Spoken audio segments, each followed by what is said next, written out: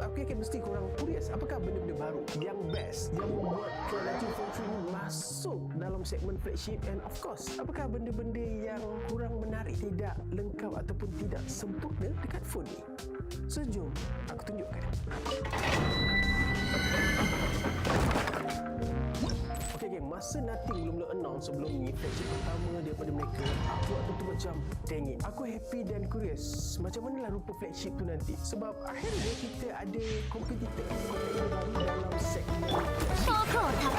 念の表低温調理人物万象よ巡れふんや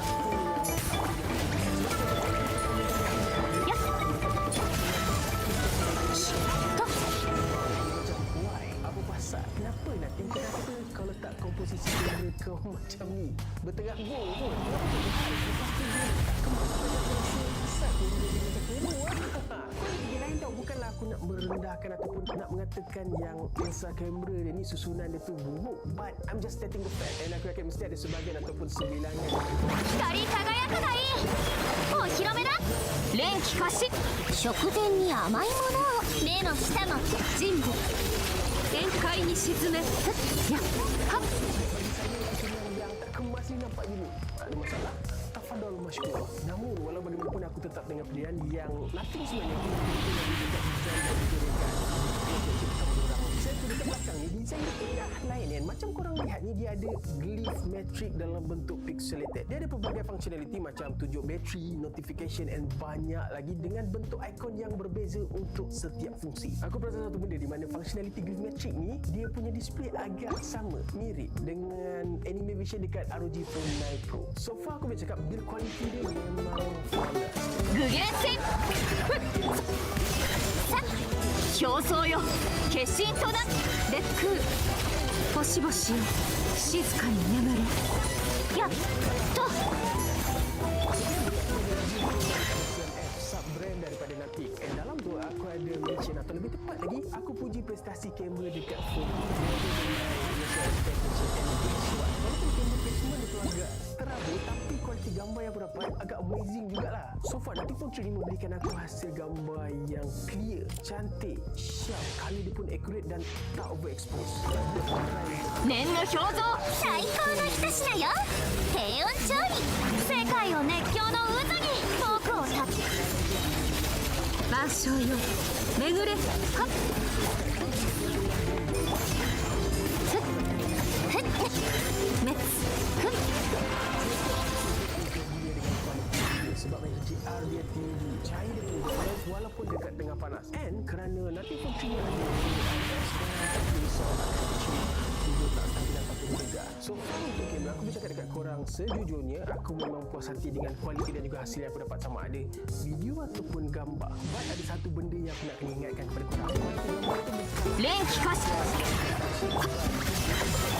律令に従え目も舌も満足させてあげる人部限界に沈めはっはっ aku bercakap dengan korang sejujurnya CPU yang digunakan oleh Nothing ni on par ataupun setara dengan Snapdragon 8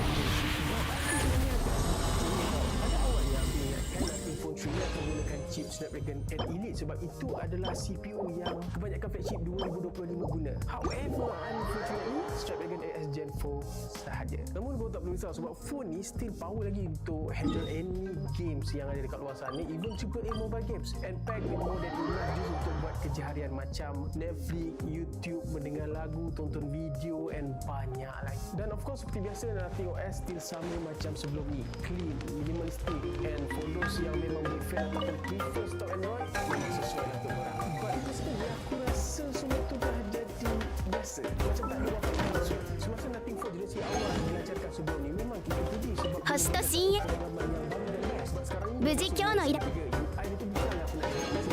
星と深夜 perbezaan yang ketara. Namun walau bagaimanapun aku tetap puji yang mana Nothing OS ni memberikan korang sebuah support dan harga dia iaitu 5 tahun software update dan juga 7 tahun security patch. Jadi bermula sekarang pengguna masih lagi boleh menggunakan Nothing Phone 3 sekurang-kurangnya 5 tahun sebab phone ni masih lagi menerima update. Okey, untuk buat bateri aku memang puji. Memiliki bateri lebih 5,000 mAh dan digabungkan optimization Nothing OS. Aku boleh cakap ini adalah model Nothing dengan prestasi bateri paling cemerlang sekali yang pernah Nothing bawa. So far untuk penggunaan yang berat, Nothing Phone 3 ni boleh memberikan SOP lebih 6 jam. And itu penggunaan yang berat tau. So untuk light usage, korang tak boleh risau phone ni memang mudah sampailah ke petang maupun malam. Dan satu lagi aku suka, bayangkan 65W fast charging, reverse charging, wireless charging, reverse wireless charging. So far kalau kita bandingkan dengan yang lain, tak semua ataupun tak banyak flagship yang menawarkan charging functionality yang sama macam yang dibawakan oleh Nothing Phone 3 ni. So untuk ini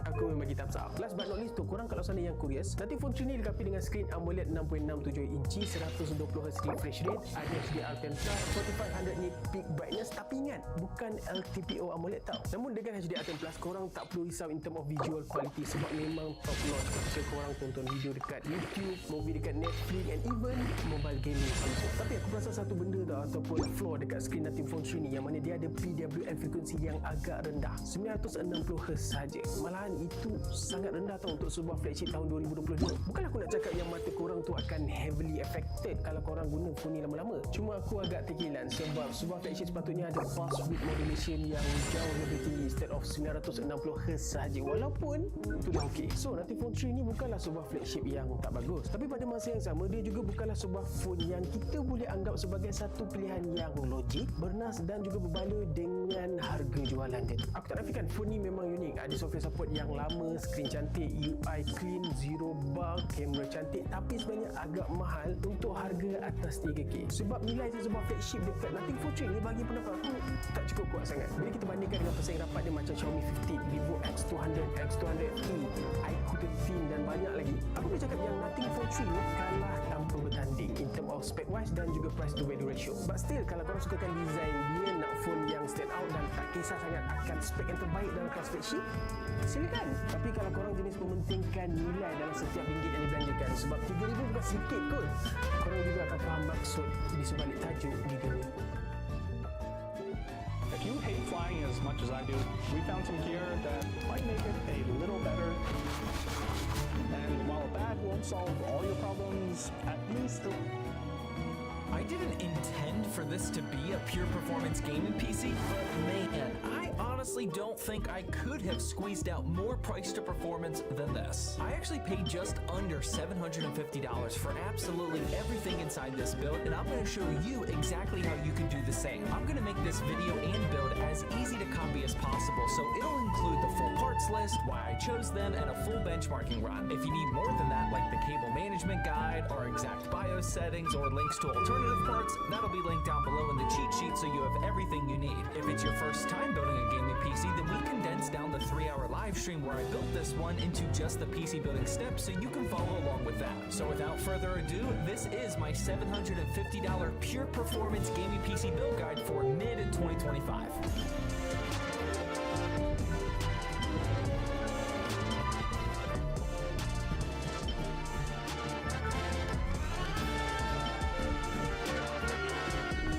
Starting with the CPU, this one's honestly a tough debate for this price range in 2025. As much as I'd love to go with AM5 for every single build, if you want to squeeze out the most price to performance, we probably should still stick to AM4 for just a bit longer, at least in this price bracket. This is the Ryzen 5 5600X, which I bought used off Java actually for $95, and the reason I did this is because not only does this pair really nicely with our GPU, which we'll talk about later, but it also lets us save more money for that GPU. I had a bit over $300 to spend on my GPU budget, but if I would have went with AM5 with like a Ryzen 5 9600X for $190, plus the more expensive motherboard and DDR5 RAM, my GPU budget would have probably been cut in half. There are obviously some big benefits of going with AM5, such as the better architecture and way better future-proofing options, but for a pure performance style of build, I want to spend as much on the GPU as possible, as long as we're not bottlenecking it, of course, which the 5600X certainly is not because it's still a pretty fast 6-core CPU. I'll have a link to where I grabbed this on Java down in the description, along with every other part I'm talking about today. And real quickly, what's also linked down there is the sponsor of today's video, Corsair, and specifically their new Frame 5000D case. This is a premium upgraded and bigger version of their new Frame 4000D, now capable of holding a 420mm radiator, and it includes all the additional benefits such as the compatibility for reverse connection motherboards, swappable front panel designs, and a whole lot of solid options to get that Instagram-worthy cable management. These new Frame series cases are also all about modularity, which allows you to customize and configure the case exactly how you want. Modders and painters will absolutely love the flexibility. It's also super easy to build inside of, even for first-time PC builders, and I'll have a link to where you can check it out at the very top of the description. Thanks again to Corsair for the sponsorship, but now let's get back to our parts list. Next up is the motherboard, and this is the MSI Mag B550 Tomahawk, which I also grabbed used off eBay this time for only $80. This is honestly probably the best deal possible for an ATX-sized AM4 motherboard right now, because they've been ramping up in price, unfortunately. $80 by itself is already screaming good value, but especially because this Tomahawk model is actually pretty solid, and it's on the B550 chipset, which is exactly what we want. What we'll also want is a 32GB solid RAM kit, and this Clev Bolt X 3200MHz kit is great without breaking the bank. I've been using Clev RAM for a while now, and even though it's not rocking the signature brand name, if you've been in our community for a while, you'll know that this is an affordable brand that you can trust, and I honestly can't even think of a time where I've ever had an issue with that. Very good price to performance for only $44.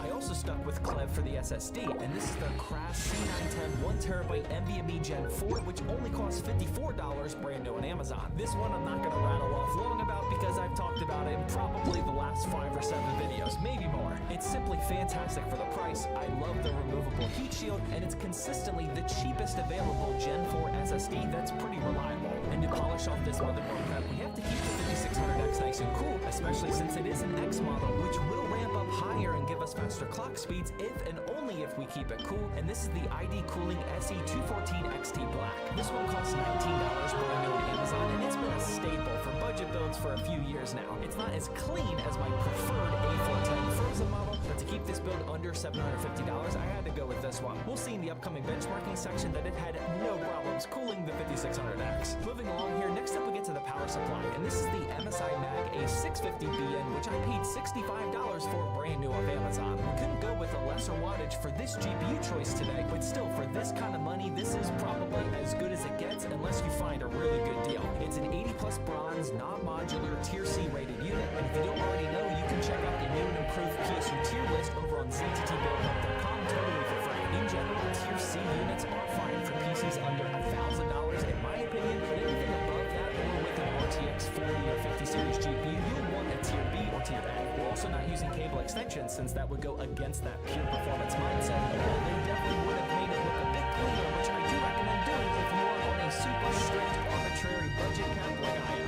If you do want to buy them, then I personally go with the all-black 16-gauge Asia Horse or Okonos extensions, which will look super slick. Now next up, let's talk about the case, and I'm just gonna say it right now, I don't even know why, but for some reason, the brand name just sounds inappropriate. This is the Foifken M1 Black and Walnut case, which is ATX size and rocking 4 ARGB pre-installed fans. The Foifken, ladies and gentlemen, it sounds like something that's gonna demonetize this video, but there's nothing I can do about it. It's the Foifken. Now, other than the name providing me with a 3-hour live stream's worth of entertainment, the reason I picked this up is because A, I wanted to try something new, and B, on paper, this is rocking some serious value. It only costs $76 brand new on Amazon, and with that amount of RGB fans and this beautiful black and wood grain front panel, it looks pretty solid. It's also rocking a USB-C connector up at the front, and if you just disable the RGB colors like I did, it definitely gives off that sophisticated cigar smoking and whiskey sipping vibes. If you do want some color options, you definitely can. I just think that turning them off looks better with a system like this. The absolute only problem that I found with this case is that when people ask you what case it is, because nobody is gonna know what this is, you're gonna have to explain to them that it's the Foifken. Good luck. What they'll also ask about is the GPU, and not because it's not well known or anything, but people will be questioning why you can play every game in 1440p with a less than $750 bill. The reason that's possible is because of this XFX RX 6750 XT Quick 319, and I paid $315 for a used one, again, over on on Java. That's just slightly under what I consider the going rate is for a 6750 XT right now. If you're following this along at home, I'd search on both eBay and Java for this type of deal, and even if you pay like $330 or $340, that's still really solid price to performance. In that cheat sheet, which is linked down in the description, I'll throw some other recommendations like a 6700 XT, so check that out if you need it. But yeah, this 6750 XT is rocking 12 gigabytes of GDDR6 VRAM, and for comparison, it's right in line with about an RTX 3070, but of course with more than that dreaded 8 gigabytes of VRAM. Before we check out the actual results that we got in the gaming benchmarks, here's what the final parts list is looking like, and like I said in the intro, I just paid a touch under the $750 target mark. Granted, that price point does rely on some solid used Java and eBay deals on the CPU, motherboard, and GPU, but if you want this high performing of a 1440p system at this price range, that's the path that you'll want to go down. So now let's jump into some games, and we'll start with the new Splitgate 2, and in 1440p high settings without any sort of upscaling, we got a very solid 121 average FPS. Marvel Rivals also didn't need upscaling because in 1440p medium we got 75 FPS, and Fragpunk looked really good in 1440p high with 155 FPS. Now, we will want to experiment with some FSR action because the year's 2025 and it's almost a requirement to play these super demanding unoptimized titles. And the first one's Monster Hunter Wilds, and in 1440p high with FSR set to balance, we got a pretty smooth and honestly great looking 71 FPS. We also turned FSR on for Assassin's Creed Shadows in 1440p medium settings just so we could hit above 60 FPS. And here's Doom the Dark Ages set to 1440p high with FSR, and we got a very nice 69 FPS.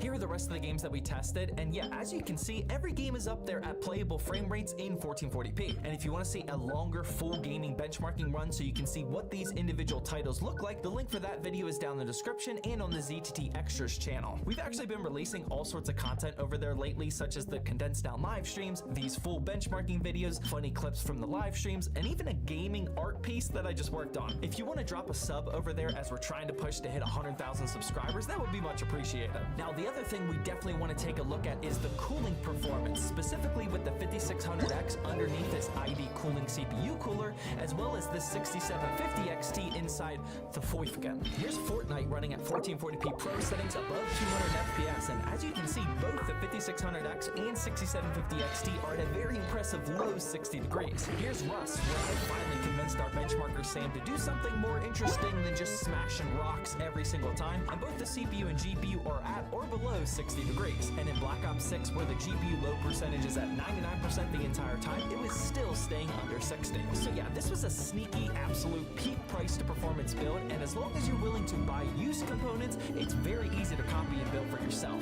Absolutely every resource you need will be linked down in the description, including that cheat sheet, and if you want to see how spending $100 more and only using new parts looks, then that video is on the screen right now.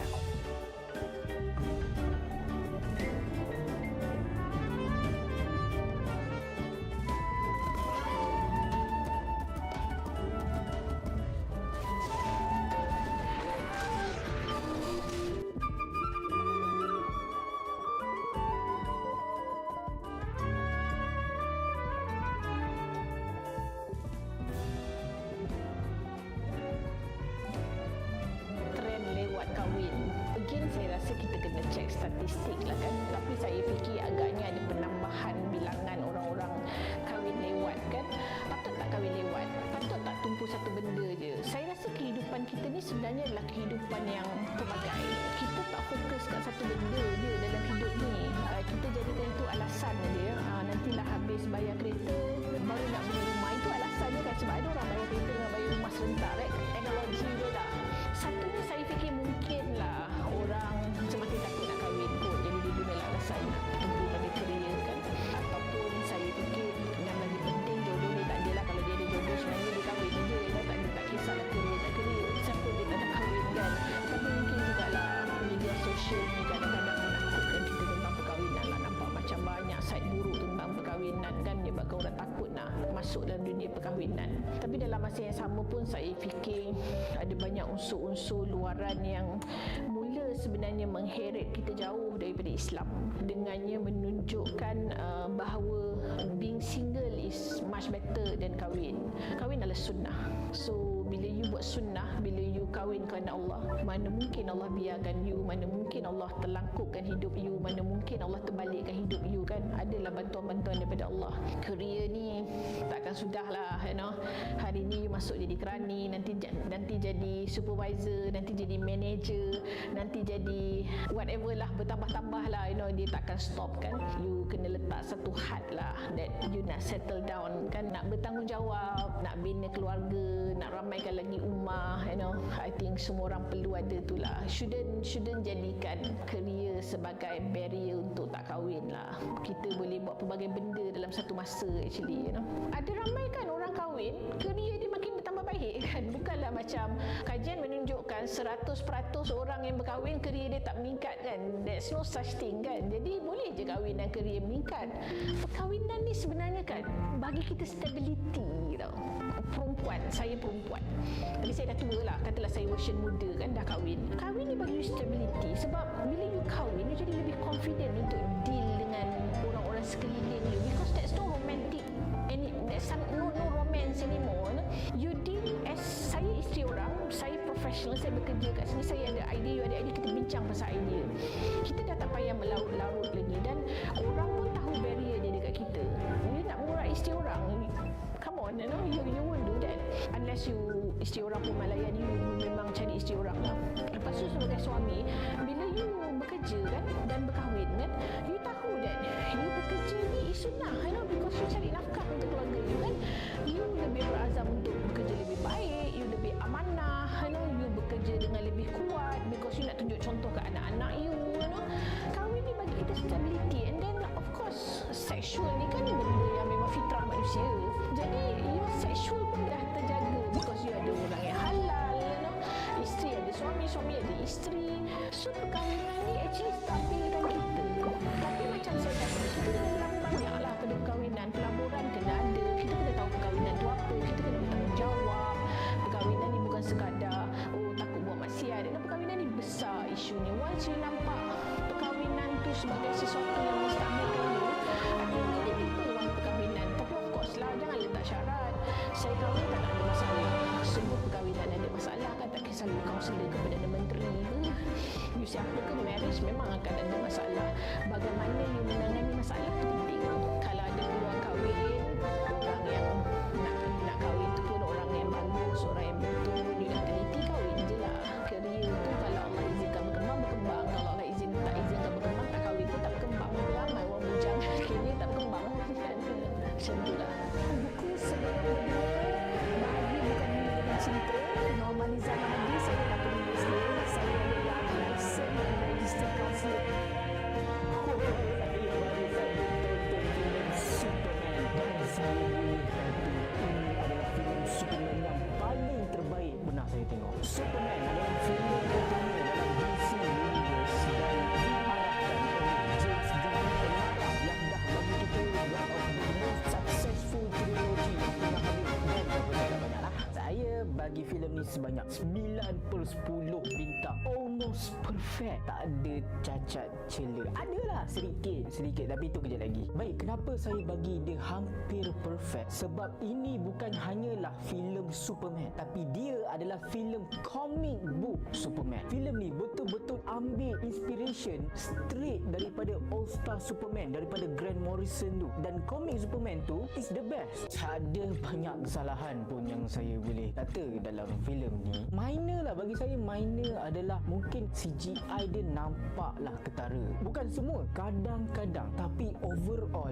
dia ditutup oleh how great this film is. Benda pertama, jalan cerita dia.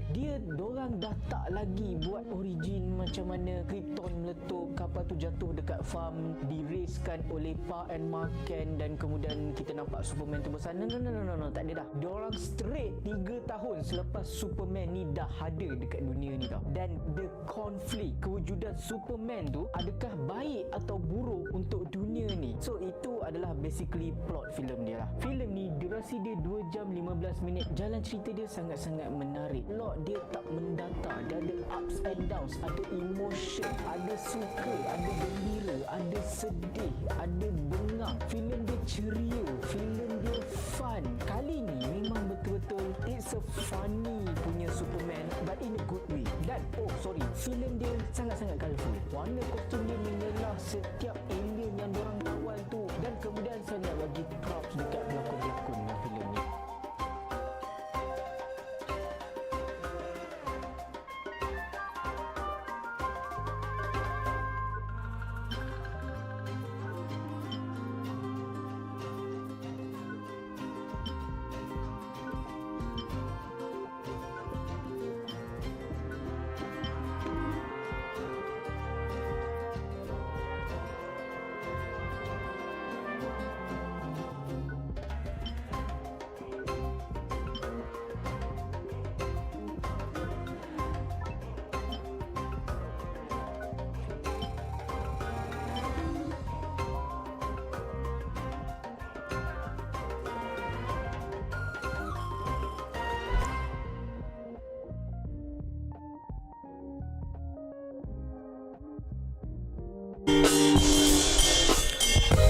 I'll be back. I'll be back.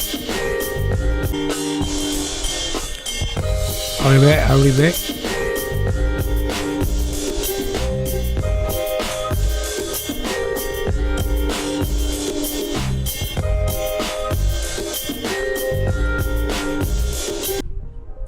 Are we back?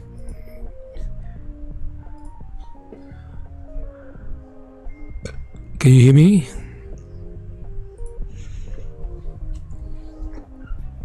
Are we back? Are we back?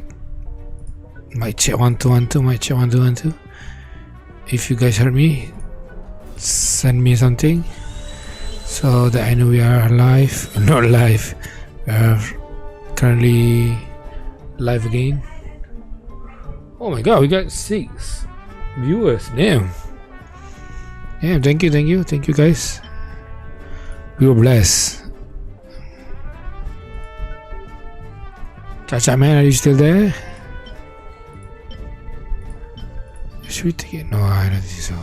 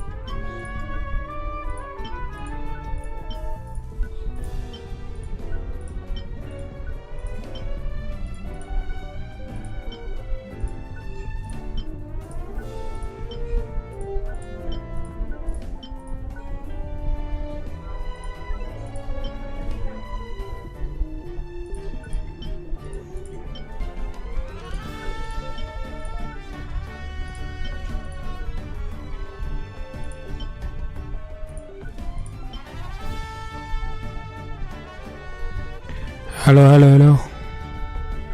Oh no, we're dropping views. Shoot.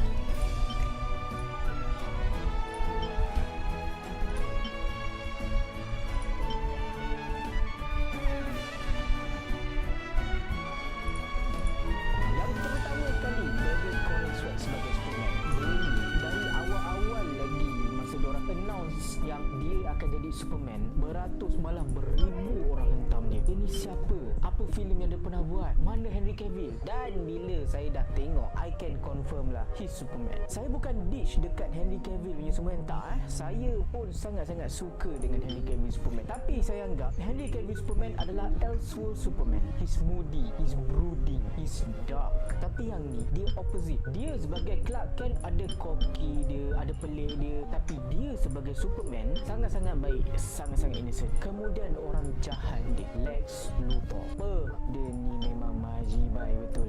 Dia berjaya untuk buatkan kita benci terhadap karakter tu. Dia sangat bengang bila Superman berjaya, tapi dia sangat-sangat gembira bila Superman jatuh. He's that psychotic. Bukan setakat tu, dia ni bijak nak harap. Dia ada plan di sebalik backup plan, dan dia punya team tu is amazing. Tak macam yang Mark Zuckerberg punya Justice League yang tak. Lois Lane dia pun okey, tak overacting. Tapi saya tabik sangat-sangat dekat James Gunn, sebab dia berjaya angkat karakter-karakter yang saya boleh kata B-lister ataupun C-lister dalam comic book untuk buat orang suka. Dulu dia berjaya buatkan orang suka dekat Groot dan Rocket, Peacemaker dengan King Shark, dan sekarang kita ada Hawkgirl yang much more improvement daripada CW punya cerita. Guy Gardner, Green Lantern yang sentiasa dianggap jerk dalam Lantern Corps. Saya suka konflik antara Superman dengan Guy Gardner sebab kita nampak ada pegangan dorang masing-masing, dan juga Mr. Tony. Tak ramai orang tahu karakter ini saya boleh kata dia MVP. Dan juga keterlibatan anjing kripto dia, the first time dia muncul dalam live action, he's very annoying tau. Tapi in a lovable way, the chemistry between Superman dengan kripto tu, orang tak tolak tepi. Kita boleh nampak betapa rapatnya Superman dengan kripto, and dia buatkan saya nak tengok the live action of Super Pets. Camera shot dia cantik, dia pandai ambil action scene dalam filem ni, dan wow, action scene dia killer. Cara kalau Superman tu gunakan laser dia, saya rasa lah saya macam tak pernah tengok lagi action scene sebegini untuk filem Superman. Superman is all powerful, tetapi kita pernah tengok Superman yang lama dia portray as God invincible, tak boleh disentuh. Dan kali ni dia jatuh, dia cedera, dan dia meminta pertolongan daripada netizen. Now that's Superman. Itulah Superman yang ada dalam komik. Bagi saya lah prinsip Superman ni yang dan saya kata filem ni di tempat yang pertama dalam hati saya. Tempat yang kedua saya boleh bagi kepada Man of Steel. Sebabnya yang pertama sekali of course Henry Cavill, he's Superman. Dia nampak Superman dia tak dengan bulky, tapi macam saya kata dia adalah actual Superman. Yang kedua pula adalah action scene juga. Lagi-lagi bila dia orang turun, dia tengok macam laju je duduk, kita dapat rasa kasar dia. Tapi itulah dia macam filem ni dia something wrong tau. Dan yang ketiga pula adalah Superman Returns pada tahun 2006. Yang ni ada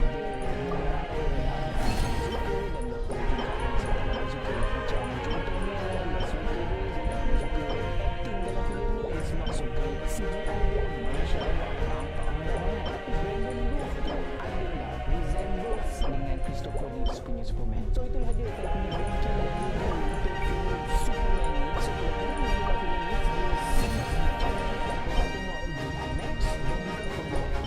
Dekat saya akan tengok so kalau korang dah tengok, cuba korang komen dekat bawah apa review korang, berapa rating korang. Apa-apa pun guys, it's a bird, it's a plane.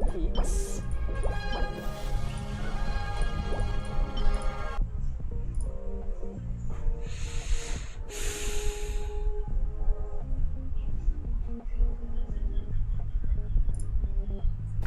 kita ada pertandingan AF, kita buat macam-macam pertandingan. Ini adalah kerana ini salah satu cara macam mana kita nak mencongkil atau mencari bakat baru. Tapi zaman sekarang tanpa perlu ada pertandingan macam ni pun, mereka-mereka ni dengan sendirinya dah buat video sendiri, konten sendiri, menyanyi sendiri, dan mereka viral sendiri. Jadi dengan cara yang mudah sahaja, syarikat-syarikat rakaman boleh hire diorang. Bagi saya lah, ini antara salah satu free ride juga untuk syarikat rakaman, sebab mereka-mereka ni, talent ni semua dia dah ada view yang tinggi, dia dah ada pengikut yang tinggi. Jadi zaman sekarang ni saya lihat benda ni datang berpackage. Maknanya anda ada follower atau pengikut yang ramai, dalam masa yang sama anda ada bakat, tapi bakat tu memang boleh digilap from time to time. Tapi orang-orang begini yang kita kena ambil jadi artis. Tapi dia tak adalah macam AF yang kita duduk dalam bilik atau bukan. Cuma kita bersama-sama untuk training, and then balik esok full dress rehearsal, balik, and then hari tandingan. Dia macam tu je lah. Sebab untuk jadi artis Zaman sekarang ni zaman semua nak cepat, jadi syarikat rakaman pun terpaksa ambil benda yang separuh siap. Sorry syarikat rakaman, kalau benda ni salah maafkan saya, tapi ini yang saya nampak cuma dapat yang salah ni. Mungkin zaman sekarang ni Akademi Fantasia dah tak buat, ni pendapat saya mungkin kerana dia dilihat seolah-olah tidak relevan oleh pengikut-pengikut, kerana bakat lebih mudah untuk dijumpai zaman sekarang ni berbanding zaman dulu. Korang cari je hashtag create cover, hashtag Malaysia, korang cari je lah, dah keluar result semua macam-macam. Content creator yang bakat-bakat ni yang kena ni dalam hutan yang banyak but remember, goal is goal. Yes apabila pendebit-pendebit anda lakukan semula apa yang orang dulu-dulu buat. Cuba tengok macam Squid Game, bila dia memperkenalkan balik, oh ini game apa, gambar kanak-kanak main batu seremban. Korang tahu tak ada memory lane ke apa benda kedai dekat Mid Valley tu, dia memang jual barang-barang kanak-kanak, dua permainan snack lah apa semua. Anak saya tiba-tiba je nak seremban, batu seremban sebab tengok Squid Game. Saya memang tak gerti lah nak jahit satu letak bergas dalam tu kan lain-lain pula saja. So kita cari dekat kedai tu dan orang kedai tu cakap habis. Nampak tak betapa impak dia besar apabila kita kembalikan zaman-zaman dahulu untuk budak-budak zaman sekarang. Cuba try. Mungkin kalau dibuat semula akan ada banyak orang yang follow. Zaman sekarang ni pertandingan wujud tapi saya tengok pertandingan zaman sekarang ni kita akan pusing-pusing tengok macam orang yang sama. Minta maaf lah sayang Aisyah, contoh Aisyah, dia ada pertandingan dekat sekian. Dia dah memang pertandingan tu untuk artis zaman sekarang ni, tapi kita tak boleh salahkan talent-talent ni. Maybe because orang nak tengok netizen atau masyarakat nak tengok orang yang dah sedia kala siap. Dia nak tengok artis-artis yang bertanding sebab mereka ni sudah ada followers. Ingat, semua manusia zaman sekarang ni dia nak numbers. So termasuklah syarikat TV pun dia nak numbers tu, berapa ramai yang view, benda tu yang penting. Jadi mungkin pertandingan begitu kalau tak buat, saya rasa maybe because of the numbers lah. Benda ni ada, cuma dia tak macam dulu, dia tak semeriah dulu. Yang meriahnya zaman sekarang ni ialah pertandingan di antara artis-artis yang sudah ada nama. Sebab itu yang berlaku juga pada saya yang orang pun tak tahu saya juara. Suara baik tak? Saya apa? Kau yang tak tengok TV? Zaman dah berubah.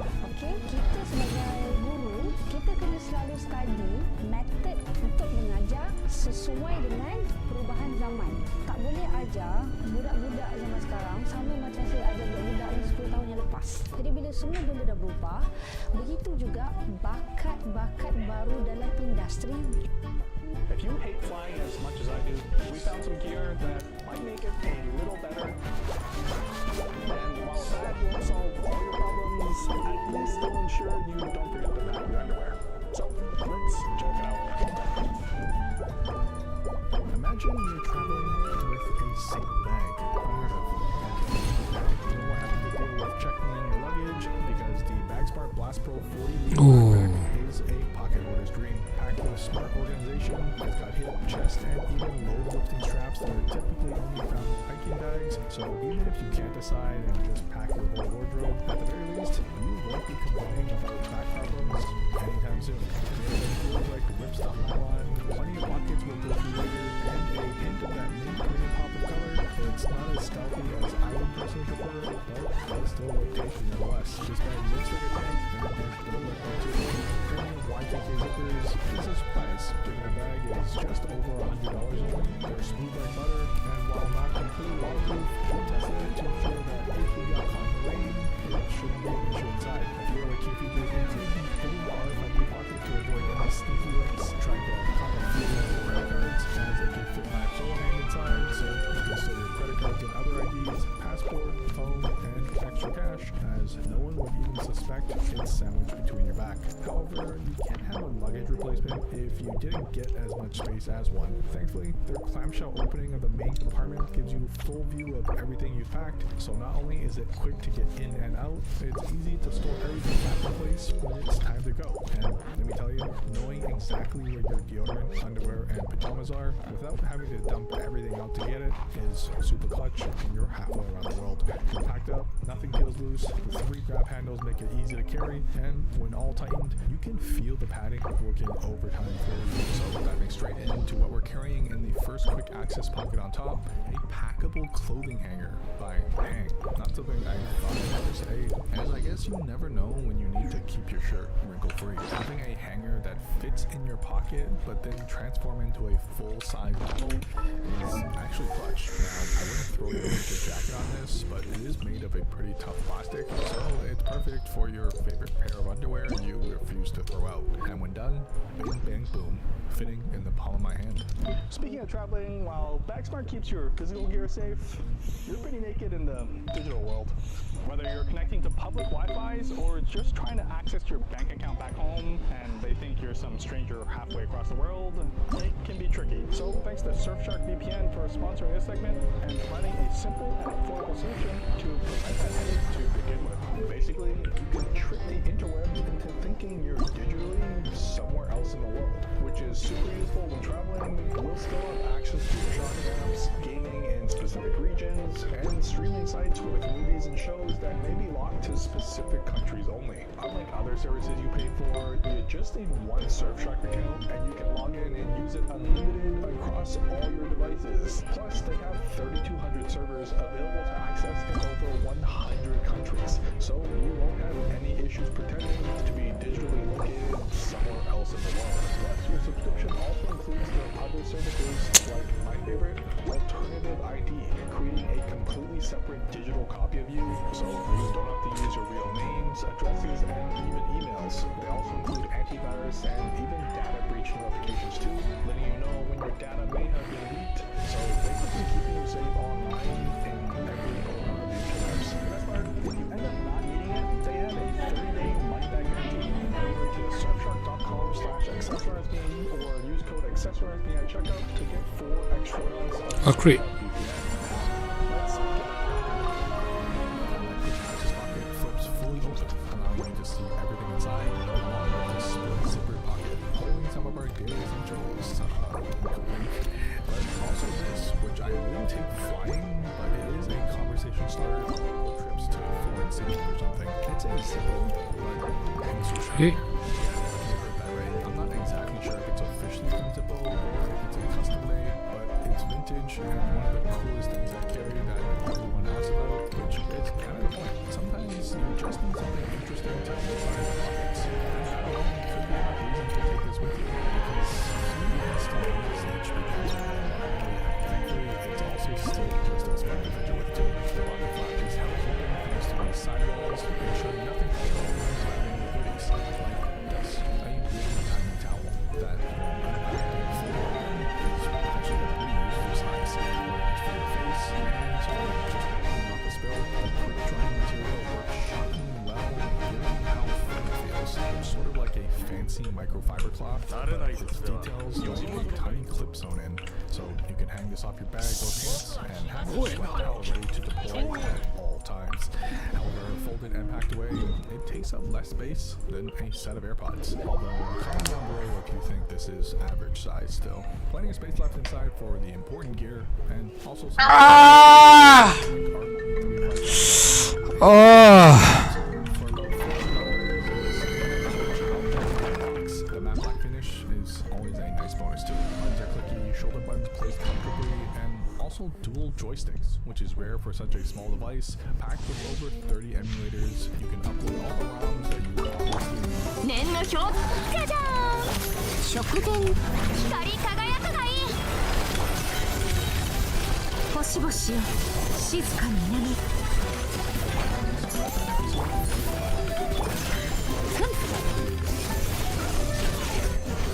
With the safety strap keeping it from swinging around. I personally prefer over a large pocket as it can hold my average size. The front side has one large pocket, and although it can It doesn't offer a lot of volume. It's sort of see-through, so don't keep any valuables there. However, great for anything that needs to be like this nice little 具現戦フォークをたたえよふっ表層よ決心とガンのように羽ばたけ冷凍の時期人類万象よ巡れや連気過信さあ満ち溢れよ tubes, you get a fully transformed robot toy with articulating arms. Again, very non-useful. It's exciting when you pull this out of your front pocket instead of your other tiny toys. Around front, I'd call this the essentials pocket, packed with sleeves, a pen slot, and a larger pocket underneath. Great for gear you don't need right away, but is good to have in mind. 念の表世界を熱狂の渦にじゃじゃーん食前に甘いものを最高の一品よ宴会に沈め Standard universal adapters around back, so this will keep you charged anywhere in the world. This mesh sleeve pocket is large enough for additional gear as well, and there's also SSD enclosure. Supporting those tiny NVMe 2230 SSDs, the case itself just looks really cool, with a built-in fan to try and keep itself cooled. フォークをたたえよ天心直送冷凍の時間人類星々よ静かに眠れ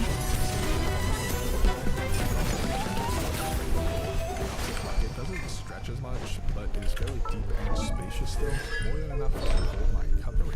Yeah, like forks and knife kind of cutlery. From Pineland Cutlery, this is the Carnivore Personal Dining Set. A full drawer inside this option. It feels like using, well, full-size utensils. Made of metal and a nice grippy texture on the handles. They've even included sharpening stones that integrates into the case, which the lid 具現戦光り輝くがいいじゃじゃーん目も舌も満足させてあげる低温調理人類宴会に沈め特訓やっ無に着せふん fully waterproof with an IPX7 rating, so you know that even if all your other gear fails, you can survive. It's the whole basic bag. I'm able to fit the switch deck inside comfortably, but it isn't super padded, so try and avoid anything too fragile in here. However, that pocket is barely a slither of what the bag can hold, because inside is where the magic happens. Essentially like a giant luggage compartment with double straps to keep things tidy and compact, perfect to hold my packing cubes of choice from Gravel, mainly because it is zipperless. First I've seen, but uses Velcro and magical origami, which essentially means you're not limited to one size anymore. It's made of a really thin but tough nylon material with mesh on the flaps to let things breathe, so you can pack a single t-shirt without wasting any space, or go ham with a few days of underwear, and this is able to take the shape of whatever's inside. Plus, it comes in multiple sizes for an even more organized carry solution. Underneath that, I've added the Dispatch Shoe Tote, possibly the most high-tech shoe bag you'll ever use, with fitlock magnetic buckles, a roll top, and premium 実は私かつて戦品と給 Got the 油 camera. used to and from work with the mesh wall letting them air out properly too, but it's also durable enough to travel with as well if you can't live without your hunks or something. Plus, the magnets are so satisfying when they lock shut.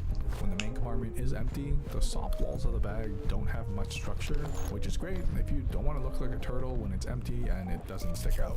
Moving along to the front flap, they've integrated a water-resistant pocket designed for toiletries, so that's one less pouch you have to remember to bring yourself. Inside, I paired it with the Matador packable laundry bag. Stuffed inside this square-sized pouch, it unfolds to what feels like a duffel-sized bag. Made of thin nylon, so it's lightweight yet can hold quite a bit. And now you can separate your dirty clothes from the while traveling, so you don't have to save underwear twice. again, with additional features like clips to hang it like an actual laundry basket, along with a front zip so you can easily dump it and leave it on your floor for a week when you finally get home. Don't worry, staying organized should not cost you more, as BagSmart also has an integrated shoe or dirty clothing compartment that you can flip open, allowing you to separate the clean clothes right inside the bag too. Now that's everything around front, but around back is where the most important gear goes. Dual sleeve pockets for all your devices, combined with the